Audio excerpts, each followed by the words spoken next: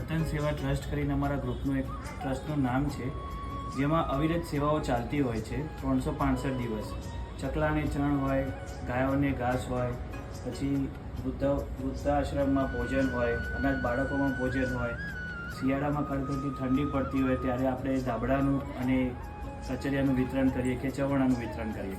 ગઈકાલ રાતે જ અમે અમદાવાદના આખા વિસ્તારમાં રાત્રે 11:30થી લઈને સવારે 5 વાગ્યા સુધી અમદાવાદના તમામ વિસ્તારમાં અમે જે રોડ ઉપર સૂતા હોય ગરીબો એમને આપણે ધાબળાનું વિતરણ કર્યું છે અને કચરિયાના ડબ્બા આપ્યા છે. અને ઘણી બધી સેવાઓ કે જે 365 દિવસ અમારા ટ્રસ્ટ દ્વારા ચલાવવામાં આવતી હોય છે. તો એમાં જે ધાબળા હતા અમને ભરતભાઈની જાણથી અમે આપ સમક્ષ આજે પહોંચાડ્યા છીએ.